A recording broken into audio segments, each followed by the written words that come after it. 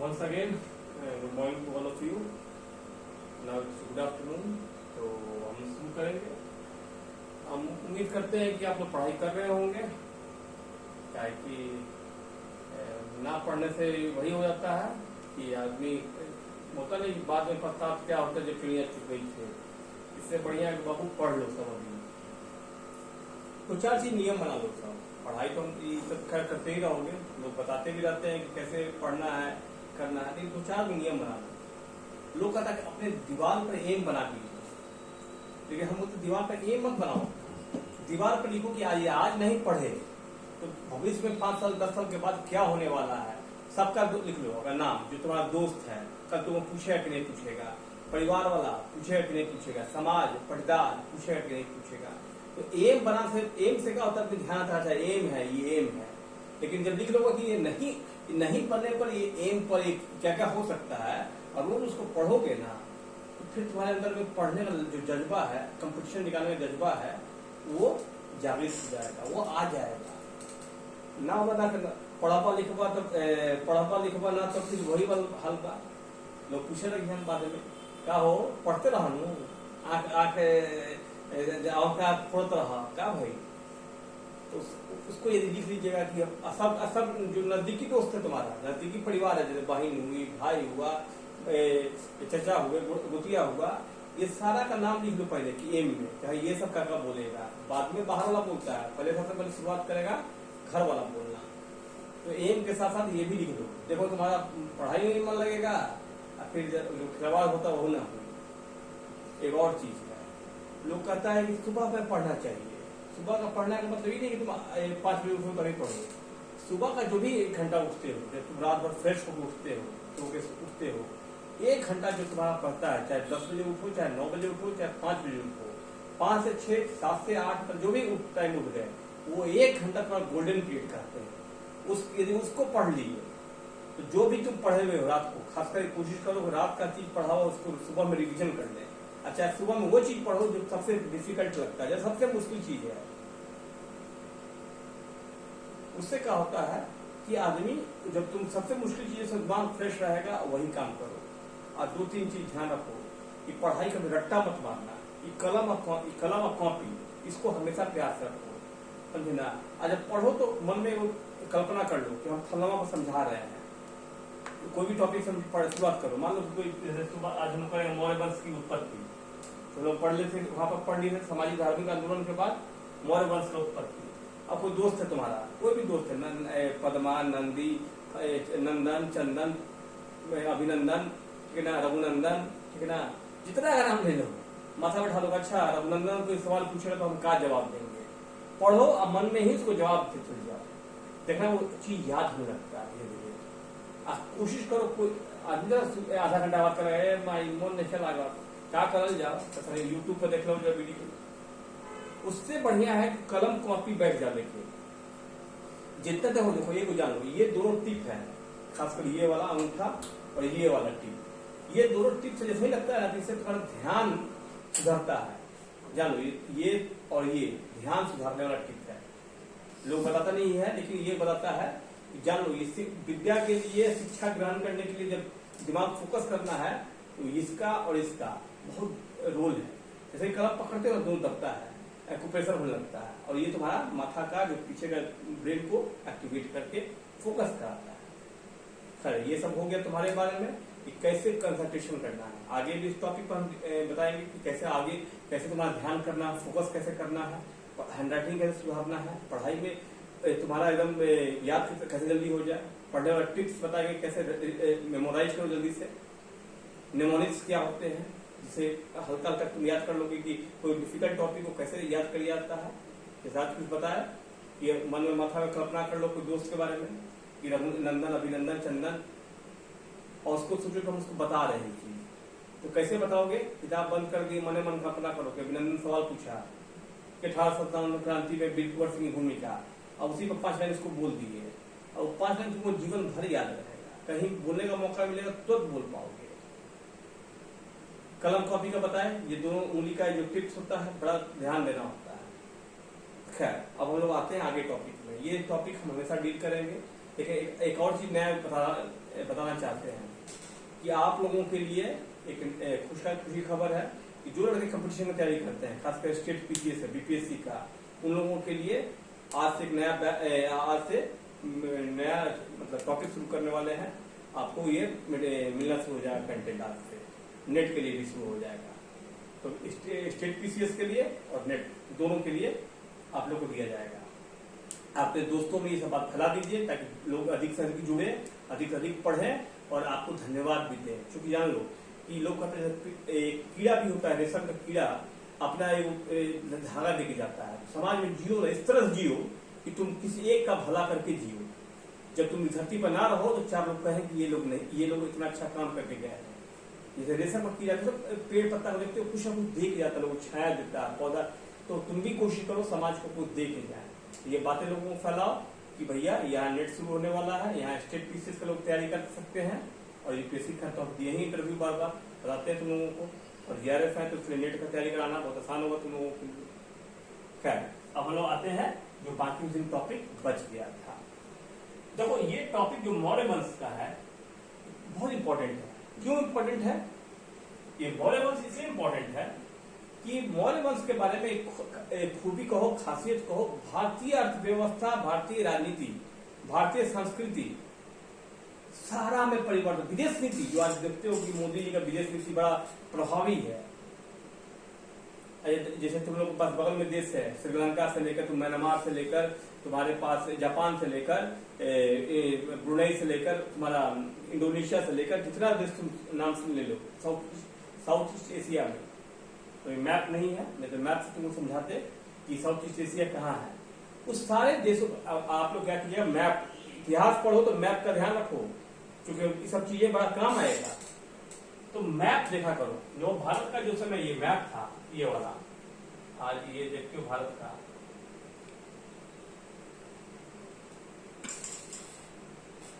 भारत का जो मैप था पहले, ये एकीकरण करने में, भारत का राजनीतिक व्यवस्था करने में, भारत का सांस्कृतिक व्यवस्था करने में, भारत का विदेशी नीति व्यवस्था करने में, भारत का भौगोलिक विस्तार कितना हो सका, ये मौर्य वंश के ही समय से, क्योंकि मगध का उदय हम रहे थे, मगध उदय बहुत विशाल हो रहा था, छोटे छोटे राज्य को निकलते जा रहा था। जैसे कहते कहते अभी अमेरिका है, हर छोटे छोटे स्टेट को अपने अंदर प्रभाव में ले जाता है। ओपन तो नहीं लेता है लेकिन उसके प्रभाव में आ जाता है। उसी तरह से मौर्य था, धीरे धीरे छोटे छोटे अंग, काशी, अवंती, फवंती सब इसके अंदर दबते जा रहा है। मगध का विस्तार होते जा रहा है भारतवर्ष के यहाँ से लेकर कहाँ तक बताओ, तक्षशिला तक, जहाँ से चाणक्य पढ़ के आए थे, अफगानिस्तान तक। भारत का विस्तार, अखंड भारत जो सुनते हो कंसेप्ट की, बहुत अखंड भारत का सीमा बहुत लंबा हो चुका था। उसमें महान महान लोग उत्पत्ति। मौर्य वंश का सबसे बड़ा खूबी कहो चाहे खामी कहो कि जितना भी बड़ा लोग हुआ, चाहे कोई भी आदमी हो, उसका उत्पत्ति हमेशा विवादास्पद रहा है। उत्पत्ति बड़ा विवादास्पद रहा है। कोई देखो, कोई आदमी कहेगा कि जैसे आज के डेट में विवादास्पद क्या हो जाता है, कोई कहता है उत्पत्ति की ये क्षत्रिय थे, कोई कहता है कि ये क्या कहते हैं कुछ शूद्र थे, कोई कहेगा कि ये शासक नहीं थे, कोई कहता सामंत नहीं थे। इसका उत्पत्ति हमेशा विवादित रहा है। तो ये बीपीएससी में क्वेश्चन ये पूछेगा नहीं इसके बारे में, दो क्वेश्चन बीपीएससी से मौर्य आता है और पूछेगा। एक कि बौद्ध धर्म के बारे में, धर्म क्या है, धर्म जो अशोक चलाए थे, अशोक के बारे में, और प्रशासनिक सुधार के बारे में हमेशा पूछता है। प्रशासनिक सुधार जो वही कि क्या नाम है कि उसका खान कौन संभालता था, मापतौल कौन संभालता था, उसका राजस्व कौन संभालता था, उसका क्या नाम है समाज कल्याण कौन संभालता था। तो ये सारा प्रशासनिक सुधार में आ जाता है। तो हम लोग सबसे पहले उसका नाम जो मौर्य वंश के जो संस्थापक कहिए, उनका नाम चंद्रगुप्त मौर्य था। अब चंद्रगुप्त मौर्य एक आदमी, एक व्यक्ति का नाम हो सकता है, लेकिन एक व्यक्ति इससे बड़ा हो जाता है कि वो अपने समय का कालजीवी बन जाता है, बड़ा नाम कालजयी बन जाता है। इसलिए नाम हो जाता है कि उसने संसार को, चाहे विश्व को वो चीज दिया जो आज हम लोग को पढ़ने के लिए मजबूर है। इतिहास उन्हीं लोग के द्वारा गठित है, एक व्यक्ति के द्वारा गठित है, चाहे वो सिकंदर हो, नेपोलियन हो, चाहे चंद्रगुप्त मौर्य हो, समुद्रगुप्त हो, चाहे कल नेहरू जी हो, चाहे कल मोदी जी हो। इतिहास उन्हीं लोग को बनाता है, एक आदमी। कई समूह नहीं इतिहास बनाता है, समूह से चलता पीछे पीछे है। तो वही चंद्रगुप्त मौर्य ने और इतिहास बनाया, मौर्य वंश की स्थापना की। इसके बाद आए बिंदुसार, थोड़ा सा काम वो भी किए, अमित्रघात का नाम सुनगा तो वो भी कुछ काम किए। लेकिन जो ग्रीस को हराना, क्योंकि उस समय आपको मालूम था कि इन्होंने नंद वंश का शासक था, उसको इन्होंने धनानंद को पराजित किया। प्लस उस समय आपका यूनान का इसमें ये था, कब्जा था। जब सिकंदर आया तो बहुत पंजाब पर अपना गवर्नर बना दिया था। उस सब को हटाकर भारत को एकीकृत भारत बनाने के लिए, अखंड भारत बनाने के लिए ये और इनके जो महामंत्री थे, इनका नाम आप सब लोग जानते हैं, चाणक्य, जिन्होंने किताब लिखा अर्थशास्त्र। उनका दूसरा नाम क्या है? विष्णुगुप्त। ठीक, तो उन्होंने ये इस तरह से स्थापना किया कि मौर्य शासक अपने विस्तार की चरम सीमा पर जा रहा था। जो थोड़ा बड़ा बच गया वो बिंदुसार ने किया। अब अशोक की उपलब्धियां, अशोक मात्र एक ही युद्ध जीता है, कलिंग में। अशोक ऐसा नहीं कि बहुत सारा युद्ध जीता हो, लेकिन अशोक का बड़ा नाम है संसार में। यही नहीं, भारत के नहीं, श्रीलंका में जाइएगा, जापान में जाइएगा, इंडोनेशिया में जाइएगा, कंबोडिया में जाइएगा, म्यांमार में जाइएगा, थाईलैंड में जाइएगा, बड़ा नाम है। ऐसा क्या किया? जब कलिंग युद्ध था, कलिंग को समझना होगा कि कलिंग क्यों जीतना जरूरी था। कलिंग जीतने का पीछे कारण था। कलिंग कहाँ है? उड़ीसा में। अब उड़ीसा कहाँ है? यहाँ इस एरिया के आसपास, यहाँ सी पोर्ट है, समुद्र है। अब बिहार जानते हैं कि लैंड लॉ व्यापार बाहर जब करना होता है, अच्छा दक्षिण भारत आना है आपको, दक्षिण भारत का रास्ता भी है उड़ीसा से, ये जो इलाका है दक्षिण भारत का रास्ता भी है, समुद्र का भी है, तो बहुत इंपॉर्टेंट था। तो दो रास्ता। दक्षिण भारत क्यों इंपॉर्टेंट था? क्योंकि यहाँ गोल्ड मिलता था, सोना। लोग पूछता कलिंग क्यों? अब कलिंग के बाद अशोक ऐसा क्या किया कि भाई एक युद्ध के बाद इतना, जबकि उसका जो उसके दादा थे बहुत ज्यादा युद्ध जीते थे। कलिंग के बाद अशोक एक वैश्विक मतलब चेतना लाने का प्रयास करता है, जिसका नाम धर्म होता है। और मिशनरी जो सुनते हो बाबू आज की डेट में, यहाँ गया, धर्म परिवर्तन किया। धर्म परिवर्तन अशोक ने वैचारिक परिवर्तन किया। और विदेश नीति का पहला जो पाठ समझ सकते हो, आज विदेश नीति जो आज कहते हैं, भारत विदेश नीति में परचम, विदेश में भारत में परचम फहरा रहा है। अशोक ने उस समय, अपने समय के पहला व्यक्ति होंगे जो विदेशों में भारत का परचम फैलाया। शांति से नहीं, शांति के धर्म का वैसा वैचारिक परिवर्तन किया जहां अहिंसा की बात कही गई, जहां कोई डिस्टेंस, जो आज पंचशील का बात सुनते हो, पढ़ोगे, यूएनओ का भी पढ़ोगे, चाहे पंचशील ट्रीटी एक है जो इंडो चाइना ट्रीटी पढ़ना पड़ता है, पंचशील ट्रीटी, उसे पढ़ोगे जाओ तो कोई डिस्टेंस की बात कही जाती है। 5 पिलर्स का, ये कोई डिस्टेंस की बात, आदमी को एक साथ रहने का बात, पर्यावरण से प्रेम, जानवरों के लिए भी प्रेम। कहा जाता था कि आप यदि आपको क्या नाम है, आप कैसे अपने एल्डर्स को, मतलब अपने जो बुजुर्ग हैं, चाहे संत मुनि हैं, चाहे श्रमण है, इसका इज्जत कैसे किया जाता है। युद्ध के प्रति आदमी को घृणा पैदा करना, लोग युद्ध ना करें, लोग शांति से एक दूसरे के साथ रह सके। हालांकि अशोक ने, ये अशोक की उपलब्धियां हैं कि वो आदमी बौद्ध धर्म को अपना लिया था, लेकिन जो धर्म है उसका बौद्ध धर्म से अलग रहा। कैसे अलग रहा वो भी हम चर्चा करेंगे जब पढ़ेंगे अशोक की उपलब्धियां के बारे में। विदेशी नीति हम बताए थे कि आज भारत में जो श्रीलंका जाते हो, उनका श्रीलंका में अपना बेटा को भेजा, अपनी बेटी के महेंद्र और संघमित्रा, लोगों को भेजा कि भाई अब धर्म का प्रचार कीजिए। तो इस तरह से अशोक आप अब भारत में जहां जैसे ड्रामा वामा करते हो, झांकी के द्वारा लोगों को रिझाया कि बाबू जानवर मारना पाप है। आज हम लोग भारतीय धर्म में देखिएगा कि बहुत सारे जानवर को हम लोग, हालांकि जो कि नॉन वेजिटेरियन आदमी खाते हैं, लेकिन आज भी है कि गर्मी में लोग, आदमी चाहे जीवन में जानते हैं कि पशु हत्या नहीं करना चाहते हैं। बहुत लोग वेजिटेरियन हैं। अशोक उस समय का मतलब पुरुष थे कि समय चीजों पर अहिंसा नीति को, धार्मिक नीति में उन्होंने कभी ऐसा नहीं कहा कि जैन धर्म है उनके टाइम में तो जैन धर्म को कटवा दो, हिंदू धर्म का मानने वाला हिंदू धर्म को कटवा दो। उस सारे धर्म के कोई एग्जिस्टेंस की बात करते थे। धर्म उसी नीति का एक समावेश था।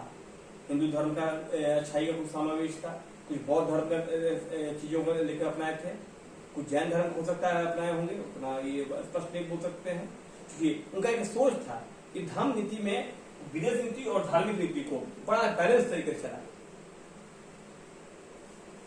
प्रशासनिक सुधार, प्रशासन तो जानते ही हैं कि उस समय राजूकाज था, मतलब जो लोअर लेवल पर राजूकाज उनका था, सब ऑफिसर अपॉइंट करते थे और ये प्रूव करते थे, देखते थे कि प्रशासन में प्रशासनिक उपयोगिता क्या है, प्रशासन जरूरतें क्या है। ये पूछता भी है, जैसे पाटलिपुत्र प्रशासन है, जैसे मेघासन इंडिका में बताते हैं, चाहे वो बात पटेल अर्थशास्त्र से बताते हैं, कमेटी बनी हुई थी कि कौन आएगा, उसका रजिस्ट्रेशन कहाँ होगा, डेट बर्थ कहाँ, इसका जो पैदा लिया उसका डेट ऑफ बर्थ होगा, प्लस जैसे आपके साथ यहाँ ये है नगर निगम है अपने यहाँ कि डेट ऑफ बर्थ को लगाते हो, वहाँ डेट ऑफ बर्थ के बारे में था। अपने यहाँ कैसे भी है, विदेश से कोई आता है तो वीजा चाहिए, यहाँ पर लोगों एंट्री होता था, कब तक रहिएगा, सब कुछ लेता था। आज तो बहुत सारी चीज है ना कि आज से तुम जोड़ के उसमें पढ़ सकते हो कि वीजा कैसे आता था, लोग डेट ऑफ बर्थ नगर निगम है उस समय कैसे होता था, माप तौल के लिए अपने यहाँ जैसा कैसे विभाग बना हुआ है, उस समय भी एक विभाग था जो देखता था कि सब लोग बराबर, ऐसा नहीं बेईमानी कर रहा हो, पाठ्यक्रम सफाई कैसे हो, सुरक्षा कैसे हो, सबकी कमेटियां बनी हुई थी। 30 लोगों की कमेटियां थी, तो मतलब 6 कमेटी बना के 55 लोगों को जोड़ दिया। मौर्य वंश का पतन, वही हाल था कि सबसे बड़ा पतन कोई भी शासक का हुआ, चाहे इतिहास में हुआ हो चाहे आज भी होगा, जो वंशागुणत है कि हम बेटा हमारे बने, दुकान नहीं थे ना, बेटा बैठा दो, दुकानों रही बेटा नकाबी, दुकान बिछवा दी। कैसे आप देखते हो, अंबानी का 2 बेटा है, धीरू भाई अंबानी, एक मुकेश अंबानी, बाप रे बाप, रोज नया नया चीज लॉन्च कर रहे हैं, एक अनिल अंबानी है, मिला सब घटा पी के डकार मिला, ठीक बोलो, अब बैंक तरफ हो गया, अरे बैंक लूट एक बड़ा भाई है कि कभी जियो लॉन्च कर देगा, कभी पेट्रोलियम को लॉन्च कर रहा, तो ग्रीन एनर्जी में आ रहा है।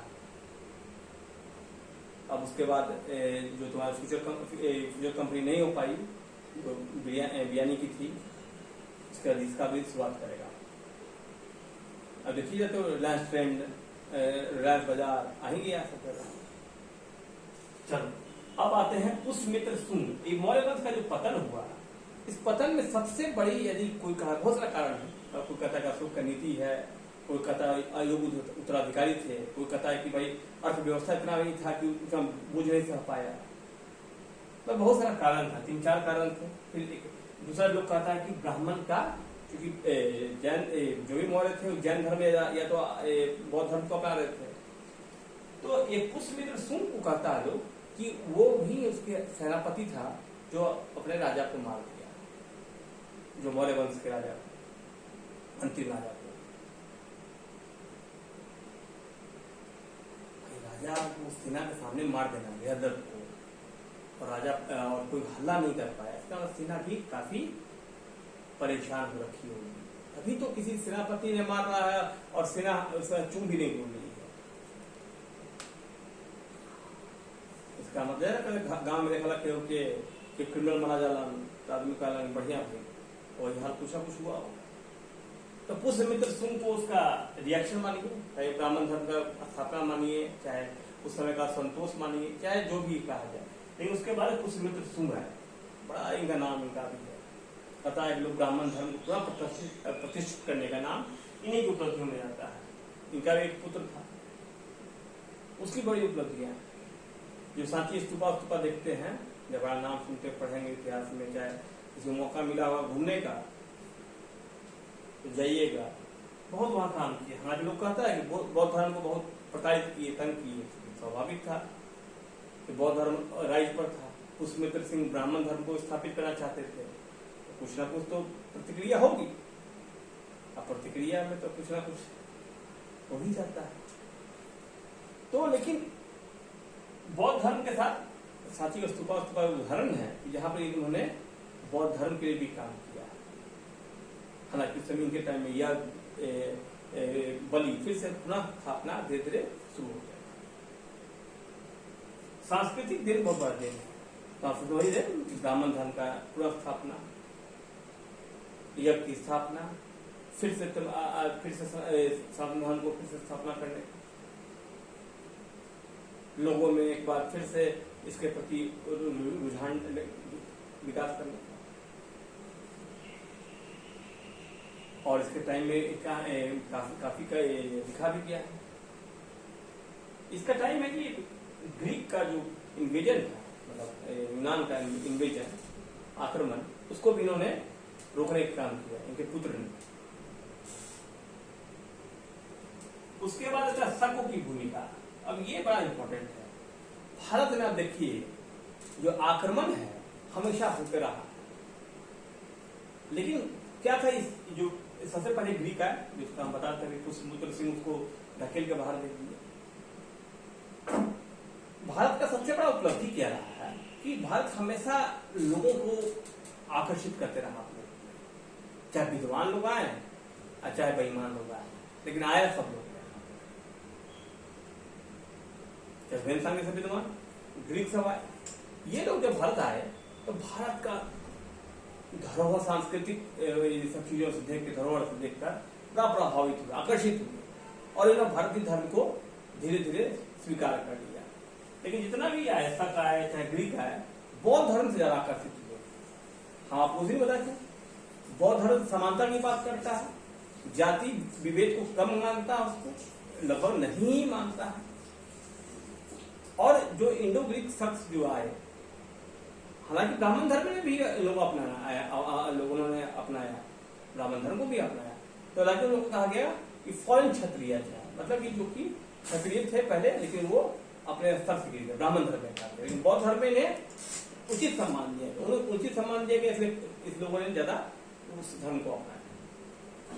अब शकों की भूमिका जो थी, इनके 5 ब्रांचेज आए, 5 भारत के 5 कोने में फैल गए, भारत की संस्कृति को अपनाया और भारत को यही बस गए।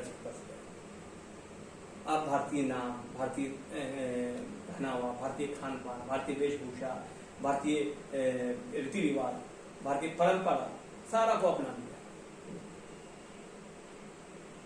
कुषाण, कुषाण बड़ा इंपॉर्टेंट है, इसलिए इंपॉर्टेंट है, कुषाण इंपॉर्टेंट इसलिए है कि इसमें कनिष्क हुए, सोना का सिक्का जो चलने लगा है बड़ा स्तर पर, यहाँ पर इन लोग बड़ा नाम है।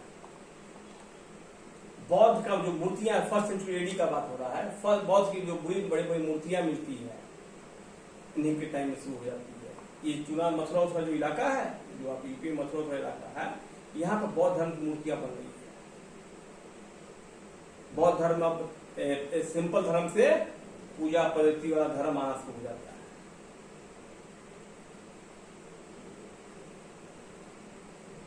लोग विशाल विशाल काय बनाते हैं, हालांकि कनिष्क का भी मूर्ति मिलता है।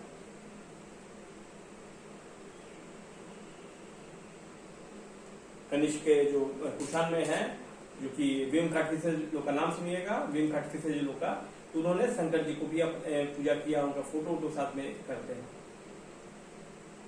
तो मतलब इस समय का समय था जो ट्रांजिशन, संक्रमण का पीरियड है। ये बौद्ध धर्म और हिंदू धर्म के आपस में कुछ लेन देन का समय चल रहा है। आपस में लोग एक दूसरे सीख रहे हैं, कुछ चीज छोड़ रहे हैं, कुछ चीज अपना रहे हैं। दोनों धर्म धीरे धीरे पैरेलली ग्रो कर रहा है, समांतर रूप से। निर्भर करता था राजा कोई भी धर्म है, यदि राज धर्म बन जाता है तो वो आगे बढ़ना शुरू हो जाता है। गुप्त वंश आता है, बड़ा इंपॉर्टेंट है गुप्त वंश आता है। बिहार का 2-3 वंश बड़ा इंपॉर्टेंट था, मौर्य वंश और गुप्त वंश। बिहार समय असीम प्रगति पर आता है। आज जो बिहार का नाम सुनते हैं कि कोई भी इंडेक्स में लेते नीचे आ जाता है, लेकिन बिहार ऐसा नहीं था। एक समय बिहार था जो नालंदा का नाम सुनते हैं, लोग विदेश से पढ़ने आते थे। बिहार की भूमि को छूने के लिए एजेंडा का डरा होता था। और बिहार पहले भारत का नहीं, दक्षिण एशिया जो अफगानिस्तान हम देखते हैं, उसका केंद्र था सत्ता का। ये सत्ता का दिशा और दशा तय करता था। इस भूमि को यदि आप तो चाहते हैं कि वापस मजबूत करें, तो यहाँ पर देखिए चाणक्य हुए, चंद्रगुप्त हुए, आर्यभट्ट हुए, तो इतने बड़े बड़े विभूति हुए आपके यहाँ। लेकिन आज का बच्चा ये बात ज्ञान नहीं रखता है कि इस भूमि में क्या है। क्योंकि आप लोग कॉलेज से जुड़िए, जानिए। आज एक से आपको नए नए टीचर आए जो एक से आपको मतलब चीजों को, चाहे कंपटीशन एग्जाम हो, अपने यहाँ निर्भय है, वो एसडीएम में नौकरी छोड़ के आए। हम अपने बारे में बता चुके हैं, लगातार इंटरव्यू देके आईएएस का नाम देके आए, 3 बार इंटरव्यू दिया आईएएस का। ऐसे बहुत सारे लोग आपको धीरे धीरे मिलेंगे। हम खुद नेट जा रहे थे, हम हुए और निर्भय हुए, शांत हुए, बाकी जितने लोग नए बैठे हुए सब नेट जा रहे थे। तो सारा चीज का व्यवस्था मिले। अब आते हैं मुद्दे पर, गुप्त वंश का इतिहास। इतिहास वही थी विवादास्पद, भाई इसका इनका कौन थे पहले, इसके सामंत थे, इनका उदय कैसे हुआ, इनके संस्थापक के बारे में। लेकिन असल संस्थापक माना था चंद्रगुप्त प्रथम। प्रथम क्यों? यहाँ चंद्रगुप्त मौर्य थे और यहाँ पर चंद्रगुप्त, क्योंकि अब मौर्य फिर व्यक्ति चंद्रगुप्त लिखा जाता है, आदमी को कंफ्यूजन हो जाता है, इसलिए इनको चंद्रगुप्त प्रथम कहा जाता है। अब प्रथम थे, इन्होंने स्थापना कैसे किया, कैसे क्या वैवाहिक स्तर पर स्थापना किया, क्या इन लोगों ने साम्राज्य विस्तार करने के लिए क्या लड़ाइयों का सामना किया, प्रशासनिक सुधार क्या किया, सांस्कृतिक क्या देन था। चंद्रगुप्त के बाद इनके बाद एक आता नाम रामगुप्त का, हालांकि बहुत जगह नहीं मिलता, लेकिन कहीं कहीं इसका चर्चा हुआ। हालांकि इसमें अब पढ़ना नहीं है, लेकिन फिर भी जो लड़के कंपटीशन दे रहे हैं पूछ देता है। समुद्रगुप्त के बारे में सब लोग जानता है कि भाई नेपोलियन ऑफ द इंडिया। क्यों? कि भाई ये हर जगह जीते थे, पश्चिम भारत से लेकर आर्कटिक से लेकर हर जगह जीते थे। एहोल जो इंस्क्रिप्शन है रवि कृति का, उसमें भी इनकी चर्चा की गई है। इलाहाबाद वाला फिर प्रयागराज कहते हैं हम लोग, वहां पर भी समुद्रगुप्त के बारे में, समुद्रगुप्त की उपलब्धियां, बिना वादक बहुत बढ़िया थे। अब चंद्रगुप्त द्वितीय, प्रथम देख लिया, चंद्रगुप्त द्वितीय। अब ये द्वितीय के बारे में देखिएगा तो इस समय फाहियान की उपलब्धियां आती है। जैसे इसके सामने कनिष्क के टाइम कहा वेस्तान आते हैं, इसके टाइम में फाहियान टाइम आते हैं। चाइनीज बना रहे, बिहार केंद्र था, लोग चाइना से, तिब्बत से, म्यांमार से, जापान से लोग आते थे यहाँ देखने के लिए, क्योंकि बौद्ध धर्म से अनुयायी थे, लोग जानना चाहते थे। इनके टाइम में सोना चांदी का सिक्काओं का भरमार, क्या अर्थव्यवस्था रहेगा। लेकिन गुप्त काल का एक और मतलब पैराडॉक्स कहिए, चाहे इसका मतलब विडंबना कहिए, कि इस समय सिक्काओं का बड़ा बढ़िया बढ़ रहा है, लेकिन सामंतवादी व्यवस्था का धीरे धीरे, हालांकि जो यूरोप का सामंतवादी व्यवस्था हम लोग उसको भी चर्चा करेंगे, और भारतीय सामंतवादी व्यवस्था में अलगाव है, दोनों अलग अलग है। लेकिन लोग उस पर चर्चा करते हैं कि भाई सामंत इसमें देखिए बड़ा बड़ा महाभट्टारा टाइटल लेता है, महाराजा अधिराज, यानी कि मतलब छोटे छोटे महाराजा भी थे, तभी महाराजा अधिराज का टाइटल लेता था, परम भट्टारा। तो ये सब समय आता है कि इस समय जानना पड़ता है कि क्या स्थिति है चंद्रगुप्त द्वितीय के समय में, क्या परिवर्तन है।